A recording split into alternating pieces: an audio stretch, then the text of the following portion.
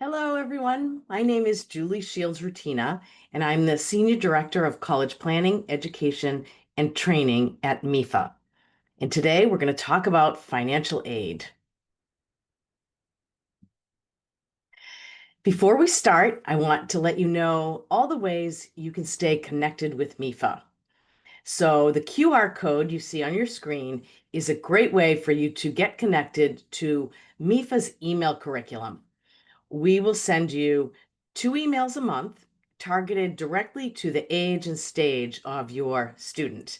And you'll see all kinds of good guidance about upcoming webinars, financial aid tips, important deadlines, scholarship lists, key articles, and much more. And there's an example of that over to the right. So I would highly encourage you to use the QR code, or you can always sign up for MEFA emails right on the front page of our website, MEFA.org, if you scroll down.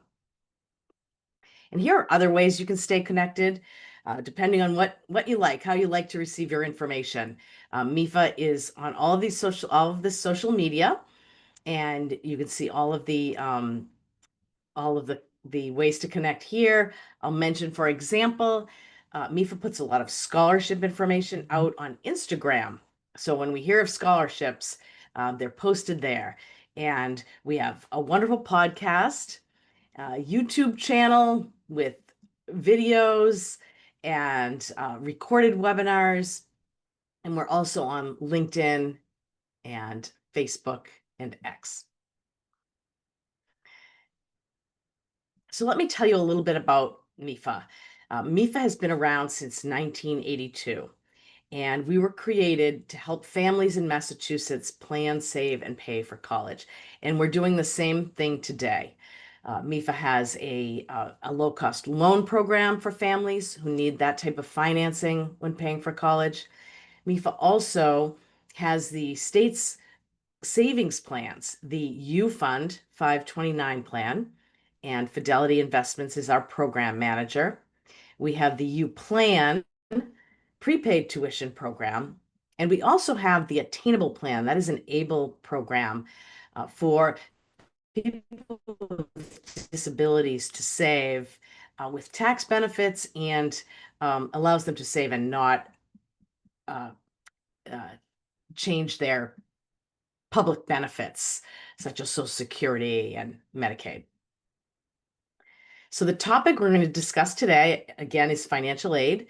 I'm going to start by talking about the types and sources, about the application process for financial aid, and then get into how colleges make decisions about financial aid. We'll end with paying for college and some steps you can take at whatever stage you're at. So the types and sources of financial aid. What is financial aid? So in my mind, the definition of financial aid is any money that is going to help your student pay for college. And financial aid is usually characterized into three types. The first is grants and scholarships. And that is really the best type of financial aid. That is money that is awarded to your student and does not need to be repaid. Sometimes grants and scholarships have specific definitions, but actually they're pretty interchangeable. And grants and scholarships are both great types of aid. But then there are two others. There's federal work study, and that is a program where a college awards your student a work study allotment, and that allows your student to work on campus, sometimes off campus as well, but mostly on campus when they're attending college, and work a number of hours weekly, say 10 hours weekly, and then receive a paycheck. And that's usually used to pay for sort of personal and miscellaneous expenses. Maybe that means shampoo, that means bus fare, that means late night pizza, those kinds of things. So that is another type of financial aid that helps students with those college expenses, just maybe not the billed expenses. And then a third is federal student loans. And while you may not think that loans is really financial aid, I will explain on the next slide why federal student loans specifically are a type of aid for students. So Here is a little bit more about federal direct student loans, and they have properties that most other loans don't have. So the first is the student is the sole borrower on this loan. So this could be an 18-year-old with no credit um, and no job, for example, even. And the student can get a federal direct student loan just by virtue of being a student in the hopes that they will then graduate, get a job, and be able to repay. So that makes it unique. Student is sole borrower, and there is no credit check done for these loans. These loans also have two types. Part of the loan can be subsidized, meaning the federal government will pay the interest on these loans while the student is in college. And another portion of these loans could be unsubsidized, meaning the federal government is not paying the interest while the student is in college. But the student does not need to repay these loans until 6 months after graduation. It's just that right before graduation, on an unsubsidized loan, any interest that accrued would be added in to the loan balance. These federal direct student loans also have low fixed interest rates. Currently, the interest rate is 6.39, not super low at the moment, but that's because these interest rates are generally tied to general interest rates. But that will change every year. But once your student borrows a certain loan at a certain interest rate, it is fixed for the life of the loan. And let's look at the right of your screen and you'll see the loan limits on these specific federal direct student loans. As a freshman, a student can borrow 5,500. As a sophomore, a student can borrow 6,500. And as a junior and a senior, they can borrow 7,500 each year. So there are some limits. And then the last reason that these loans are unique and why they're considered financial aid is there are options for how the student will repay these loans. So let's say a student takes the full amount of federal direct student loans, using those limits on the right, they would end up borrowing over 4 years about $27,000. And what that would translate into is about a $300 loan payment per month for 10 years. That's under the regular repayment plan. But let's say a student finds that they graduate and their salary at their job doesn't allow them to pay the loans on top of what they might be paying in rent, or maybe they need to buy a car. And so if they find they can't make that regular payment, they have a choice of other types of repayments. And one type is called income-based repayment, meaning that their actual monthly payment is tied to their monthly income. So if a student's income doesn't allow them to make the regular payment, they can pay a lower amount, and they will pay that longer for a longer period of time. However, they can also, as they go on in their career and start to earn more, they can pay more at a later time. But it really allows students to be able to manage these loans. And lastly, there are also deferment, forbearance, and forgiveness options under these loans. And so, where does all this financial aid come from? Really, it comes from three main sources: the federal government, Massachusetts state has financial aid, and the colleges and universities themselves have their own money to award to students. And so those three sources are what you are applying for when you apply for financial aid. And we're going to talk about how to do that. And you're applying for federal, state, and college and university aid. The one process that is separate is in the lower right quadrant, other agencies outside private financial aid applications, scholarship applications. And that would be like maybe the Lions Club in your town, maybe a parent employer, or it could be a large national scholarship like the Coca-Cola Foundation. So there are ways that students can look for these outside scholarships, and this is a little bit of a separate process. So the two ways students can look for these are stay in touch with local scholarships through their school, listen if their guidance office, offers any scholarships. Your employer, again, looking around for those, or by using some scholarship uh, websites and finding. We've given you two here, mefapathway.org and fastweb.org. So students can look for scholarships online, put in some information about themselves, and receive a list of possible scholarships to apply to. And I'll end with the good news on this slide. We hear so much about the high cost of college, and it is high. But there is a lot of financial aid that is awarded to students each year. So you can see the $190 billion figure is the amount of aid that went to undergraduate students in the 23-24 academic year. So let's talk about how and why students receive this financial aid. One way students can receive financial aid is based on merit. And merit aid is awarded in recognition of a student's achievements, mostly academic, but could be athletic or artistic. And so I will say, go on the record as saying that students who get really good grades in high school have a better chance of receiving higher amounts of merit aid from colleges. Each year, colleges want to bring in a class of strong students, and they want students to fill all kinds of parts of their campus, right? They want the athletes, they want the scientists, they want the English majors, and so to do that, they use merit aid for the strongest students. And it doesn't mean it has to be the strongest student, the valedictorian.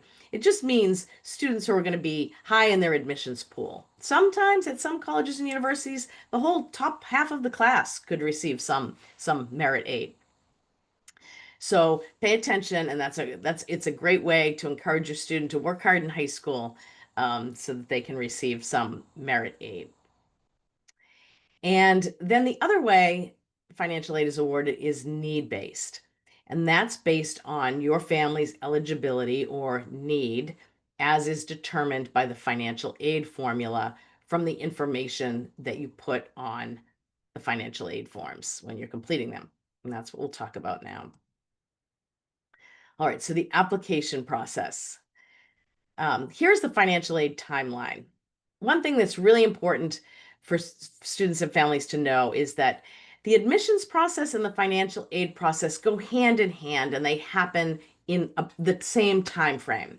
I sometimes get questions of, well, shouldn't I apply for admissions first, then I apply for financial aid? No, you should try to think about doing the two around the same time. So one step you can take is to, when students are looking at colleges that they want to apply to, of course, they're going to look at admissions deadlines and what's required for college admission. They should also look at financial aid deadlines and know that they don't want to miss a deadline for financial aid. So, and they're usually tied very closely with the admissions decision. So let's say a student is applying regular admission to a college and the regular financial aid deadline is February 1st. Well, they know that's they want to meet that deadline. But let's say the student is applying early admission to another college and that deadline might be November 1st. They want to make sure that that financial aid application is in for that early deadline. So just know that those two go hand in hand, and you can download this college application manager to stay organized, or just make your own, make a spreadsheet, however you do it, on your phone, on a big whiteboard, to keep track of all of the details of both your admissions and financial aid applications. Now, applying, the first form you need to know about when applying for financial aid is the FAFSA. It's the free application for federal student aid. And that is the form that all colleges require for you to apply for financial aid. So you have to do that. And the good news is that this year it will be available on October 1st. And so as soon as October 1st rolls around, you can complete the FAFSA. And the reason you can do that is you have everything you need right now. The FAFSA is going to go back and look at the last completed tax year. So there's nothing you're waiting for financially. And for students right now who are high school seniors, you will be completing the 26-27 FAFSA, because that's when you will be enrolling in college. And the way this works is You go to this website, studentaid.gov, and the student should start the form first, go in, start to complete the FAFSA, and then invite the other people who need to be on the form with you. And that usually is one parent, or in some cases, two. And you invite the parent, and then the parent goes in, completes their part, and you can submit the FAFSA. MEFA does have another webinar called Understanding the FAFSA. You can find that on our website if you want to walk through the form line by line. I will also mention that this is a form that you do every year. Before you complete the FAFSA, you need a username and password. Everyone who's going to put information on the form needs a username and password, and that's called an FSA ID. So student, you will need an FSA ID. You can go and set that up right now. You must have an email address to get that. And the student, your parent will need an FSA ID. If your parents are married and filed jointly, then only one parent will need an FSA ID. But if they filed separately, both may need an FSA ID.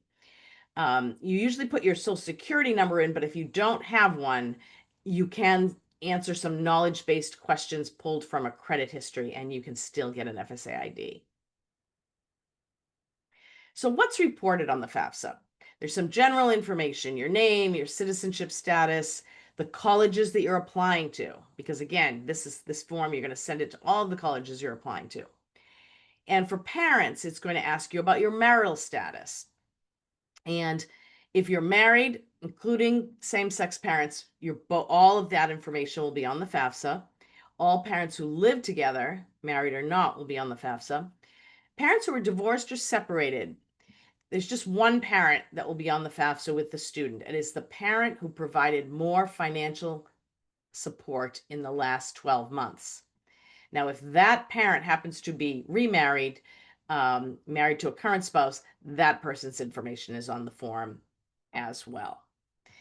And legal guardians are not a parent. So in that case, the student would file as an independent student. There are also questions like the number in your household, that pulls from the IRS, but you can update that, the number of children in college, and your financial information, most of it will be pulled right from your 2024 tax return. You will give consent to just have the IRS send your tax information right into the form, and then that's completed. It makes the form a lot easier to complete. And then for assets, you're going to include, both parents and students are going to include the value of savings, checkings, investments, some businesses, larger businesses, not businesses that have under 100 employees, commercial fishing, all of that. And you will report any education savings accounts like a 529, and that's reported as a parent asset for the student whose FAFSA you are completing. And things you won't include on the FAFSA are the value of your primary home or what's owed on it, the value of your qualified retirement accounts, life insurance, family farms, small businesses, or commercial fishing businesses. So good to know that those things are not on the FAFSA. And just also to know that child support received is considered an asset. Debt is not reported on the form in general, except debt if you have some investments, and debt on the investments, it's it would be the net investment. So that's how it's included. But other than that, there's not a place for you to report debt. Now, I said again, everyone does the FAFSA. Some colleges require an additional form, and it's usually colleges that have a lot of grant and scholarship money to award. And the other form that many colleges require is the CSS profile from the College Board. So just know that that form can have a fee of $25 for the first college that you're sending it to, and $16 for each additional college, unless your parent income is under $100,000. In that case, it will be free, and when you get to the end of the form, you won't have to pay. That is also available October 1st. So when you're looking at your colleges to see what forms they require, if they say the CSS profile, you need to do this form as well. And the CSS profile collects a little more information. So they will probably, most schools that use the CSS profile, if your parents are divorced or separated, they may ask both parents to do. They may have this regular CSS profile and the non-custodial parent profile.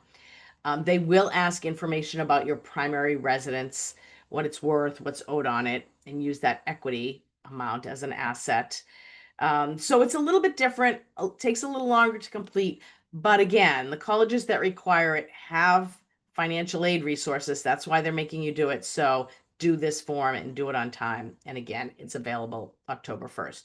We also have a webinar that gets into more detail about the CSS profile.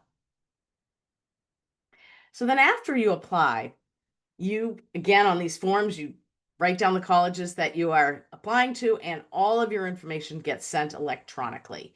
And then you will receive from both an acknowledgement by mail for both the FAFSA and the CSS profile acknowledgement. So just know that.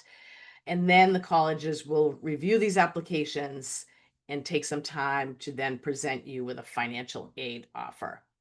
Um, the financial aid offer could be sent right with your admissions application, or it could be sent a few weeks later, could be delayed a little bit more. But know that colleges know that you need that information before you can commit.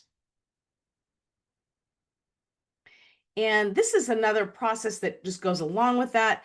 So there is a process that colleges need to follow called verification, and they need to verify a certain number of applications they receive. So just know, once you submit a financial aid application to a college, you may receive either an email, or colleges may have a portal and say this information is missing, and they may ask you for a tax return transcript or some kind of a verification worksheet that says, oh, you said you didn't file taxes last year. Can you just verify that?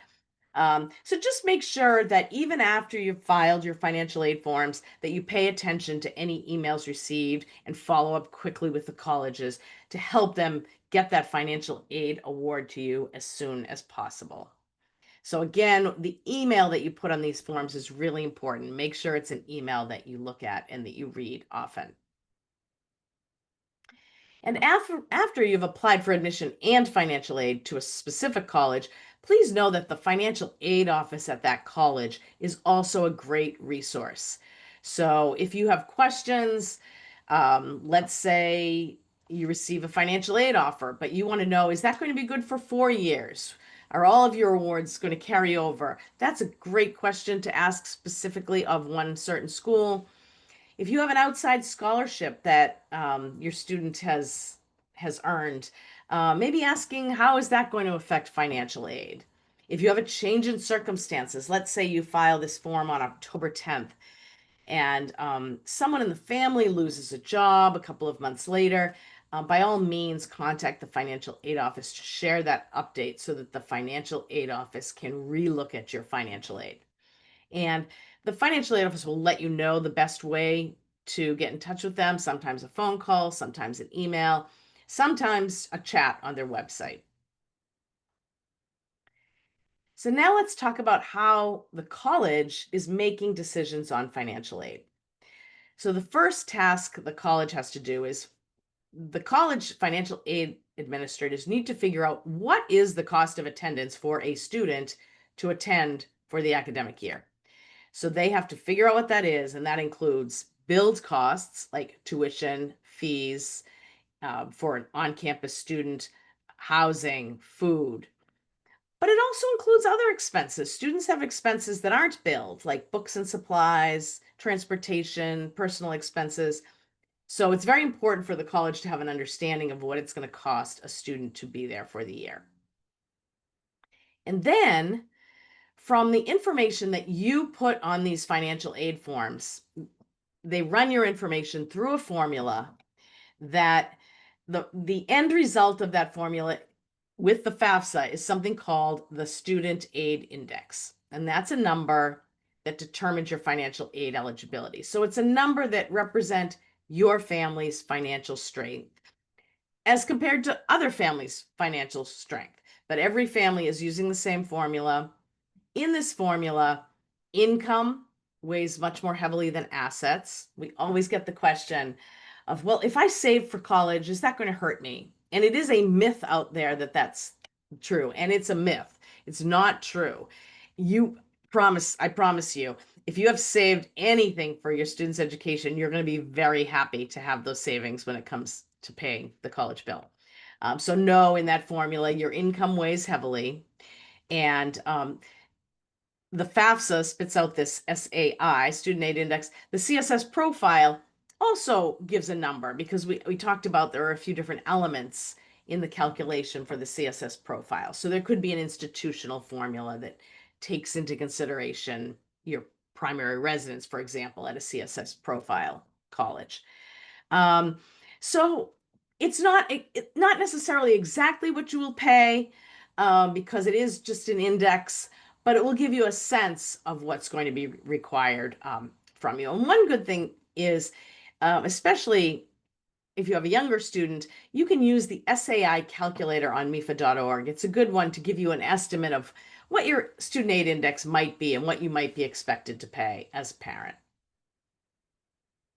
And then the formula for a specific institution would be, what is our cost of attendance minus the family student aid index, and the balance is the student's financial aid eligibility.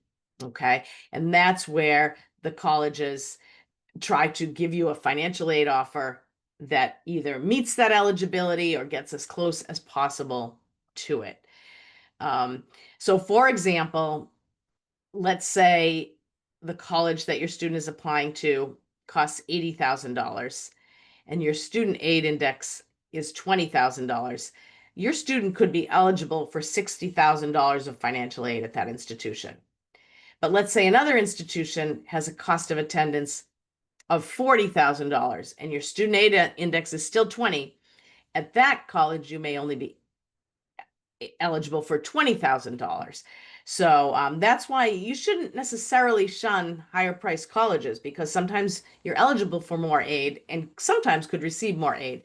It's kind of nice to put out all of your applications, keep an open mind, be patient, and when your financial aid offers come in, that's a key point of really seeing what aid is offered and comparing those offers.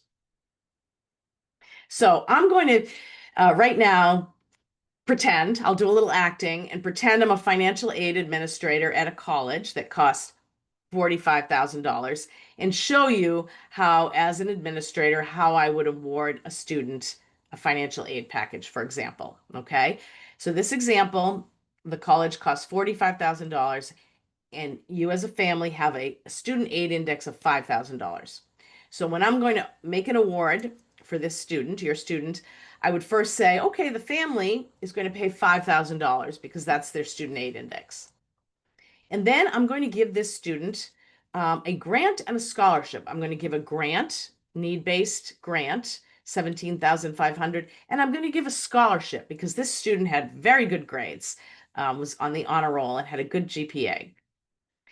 And then I'm going to give the student the federal direct student loan, the maximum amount for a freshman, 5,500. And I'm going to give a work study allotment of $2,000 so that the student can earn that over the course of the year and pay for some of those non-billed expenses. And then that's all I can do in this imaginary example. My college doesn't meet the full need of all students. So I'm actually not able to fill in that full 45,000, but I've tried to do the best I can. So what does this mean for you, the family? It means that to send your son or daughter to this college, you as a family will need to come up with 5,000 of your student aid index and 5,000 of unmet need. So you as a family will need to come up with $10,000 for the first year to make sure your student has enough money to be at this college. So that's how that works. And I mentioned the SAI calculator, which is general about calculating your SAI, Colleges also have something on their websites called net price calculators. And you can go in and in the search bar of any college, type net price calculator and put in some information as you will on a financial aid form and find out an estimate of an award that your student could receive from that specific institution. Now, again, it's an estimate. Estimate is only as good as the information you put in, but it can give you a general sense of a college's financial aid program and how affordable a certain college could be from you. And there could be merit in here as well. So if the net price calculator asks about GPA or SAT score, ACT score, that means there might be a merit component that's being factored in there too. So again, can give you a little bit of an idea. All right, so that's the behind the scenes look at financial aid awards. And now here's the point where the colleges are going to send you the financial aid offers. And what you will find, the first thing you'll notice is that they all will look different. So you really want to spend some time paying attention to carefully looking at them, the components of them, and comparing them so you have a good understanding about the affordability or non-affordability for you as a family. So in this example, there are three colleges. And to make it simple, all of these colleges cost $45,000. That's the cost of attendance, including everything.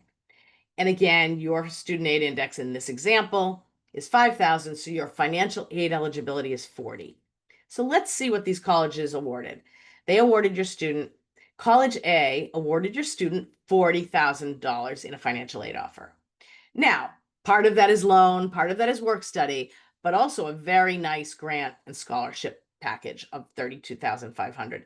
So in this case, College A is a college that promises to meet the full need of all students. And if colleges do that, they'll let you know that on their website too. So that's a great thing. They've awarded really everything that your student would need. You as a family would have to come up with $5,000, the amount of your student aid index. College B also awarded a nice grant package, the loan, the work study, but did not meet your full need and awarded 33,000. So that means as a family, you need to come up with an additional 7 on top of the 5, $12,000 per year.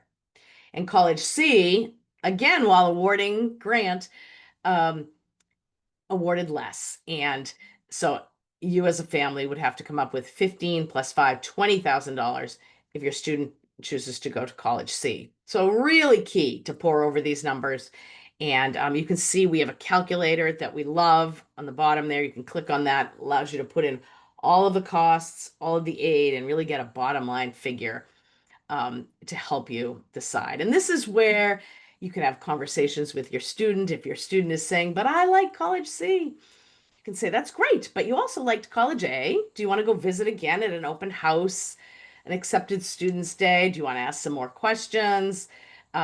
Could College A or B give you everything you need?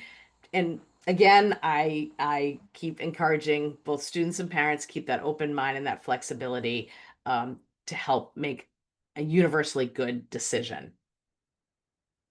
I'm going to quickly go over this slide just to say that we have seen at some colleges that some colleges will put a parent loan in the financial aid offer, as College B and C did in this example.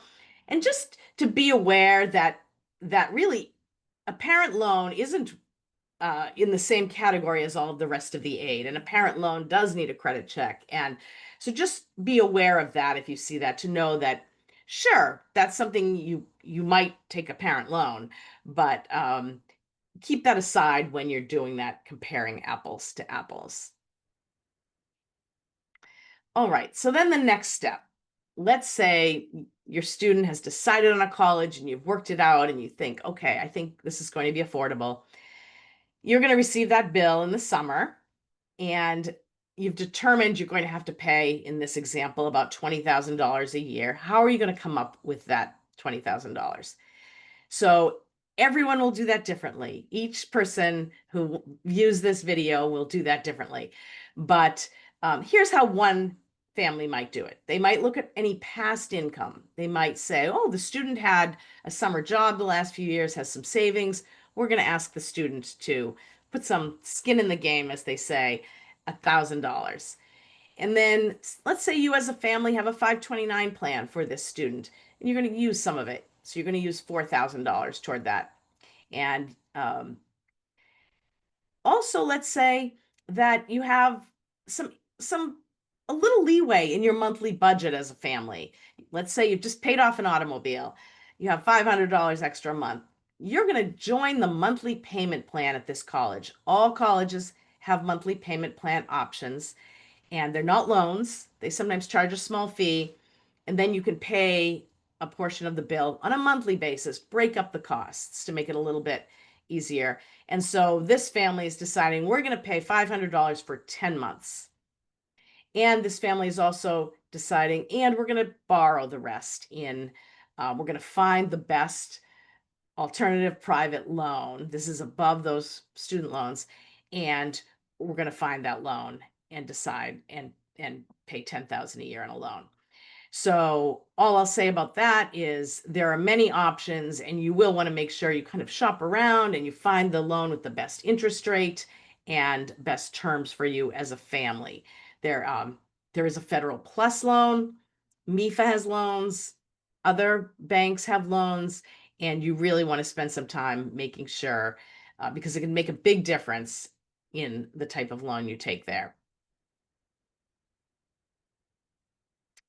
And this is a great time for some family conversations on affordability. So, what is each school's net price? And who's paying for college costs? So, you might have to sit with your student and make a decision on, yes, we'll take this loan and we'll pay for this much, and we will hope when you graduate, you will help us pay it. All kinds of conversations happen at this time. Another thing that's important to know, especially here in Massachusetts, is that community college in Massachusetts is now free. It's been free for a couple of years, and that is really wonderful. So it's probably a good idea for all students to at least look into community college programs to see if that is an option for you. And then, as a family, you need to consider the number of children in the family who will be going to college. And you have to think about a 4-year financing plan. Yes, it's great to, cobble together that first year, as I showed you on the last slide, but that's going to happen not just for 1 year, but for 4, and making sure that's going to be affordable. And so I think parents need to think about their larger family responsibilities, and students really need to think about, do they have some sense of what they might do career-wise? Maybe not, and that's fine. But if you do, that may weigh into how much debt you want to take on. And then there's a note here. I mentioned that there are many types of options of loans over and above those federal direct student loans. One thing to note is this is new, but there will be federal plus loan caps as of July 1st, 2026. And those will be capped at $20,000 a year, $65,000 in total. So that's just important to know for families, because if you do need to, for example, borrow 20,000 per year, 20, 40, 60, you're going to run out of eligibility to borrow. So you should just know there are other loan programs that will not have that cap and may allow you to borrow more each year. And that might be another reason to look into those loan programs. MEFA has a loan program, and I mentioned others. You may have a banking relationship that would allow you to, again, plan out for the 4 years and make sure that you have enough money to support your student for the 4 years. Again, some details about financial aid in Massachusetts. I mentioned that community college is free for everyone. And that means tuition and fee free and a potential book allowance for some students. You do need to complete the FAFSA. So I like to say that still needs to be completed. But then no matter what the results of the FAFSA are, community college is free for all students in Massachusetts. And additionally, the state has increased its allotment of financial aid over the last year or so. And through this program, Mass Grant Plus Expansion, students whose families earn even middle income, in the $75,000 to $80,000 range, could still potentially have free or reduced tuition and fees at four-year colleges and universities as well. So again, there is more aid um, in the state this year, so it's a good time to be applying for financial aid in Massachusetts, and a good time um, to be attending a public college or university as well.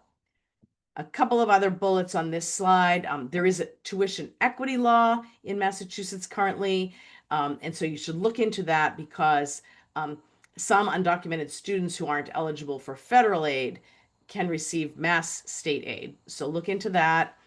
Mass Transfer is the website that shows students how they can start at a community college, transfer to a four-year college, making college, the whole college experience, more affordable.